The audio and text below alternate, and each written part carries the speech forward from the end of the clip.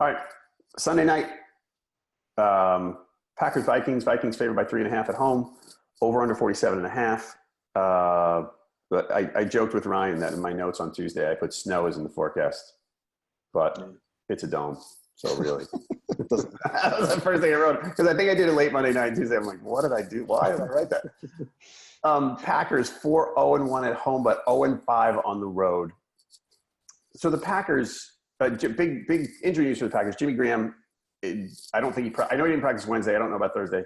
He broken thumb. Initially, they said they might try to play through it. I don't see that happening. Randall Cobb might be back to them, which is nice.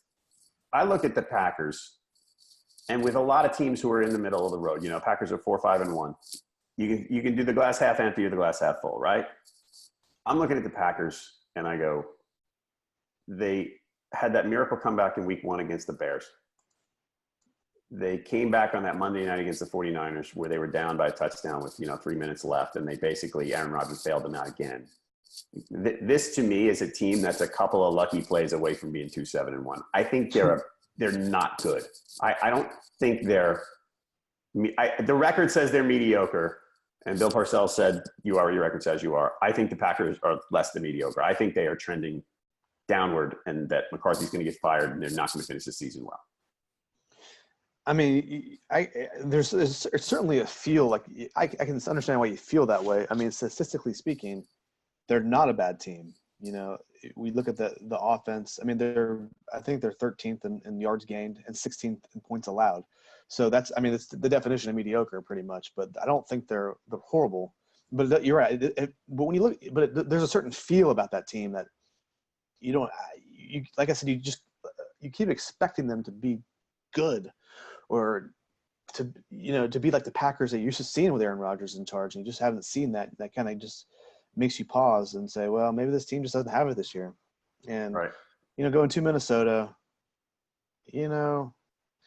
it's tough. I think this will be a close game.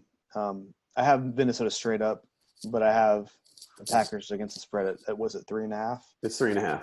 So I'm looking at the Vikings. I think it's a game where the Vikings win by a field goal, and it'll be a close game. And it's actually my fun game of the week because I think it'll be interesting. Because I think it will be fun to watch because against these two NFC North rivals, basically the loser here is going to be out of the playoff picture for the most part. Yeah, it's tough. And the Packers are pretty done if they don't win this game. Yeah, and the Vikings have won 4 of their last 6, and I still think it's a little bit like we're waiting for the Vikings to play like we're expecting them to, and they haven't quite gotten there yet either. But I think they're a little bit ahead of the Packers. I think just a little bit better than Green Bay, and at home, I like them. Okay, but not against the spread. Against the spread. I'm sorry, against the spread. I like Green Bay. I like Vikings. I'm giving the points and taking the Vikings. On NFLPickWatch.com, we have got 54% Vikings with the experts, 55% Packers for the fans. So there's some disagreement there. Not wide disagreement, but the fans are with you. The experts are with me.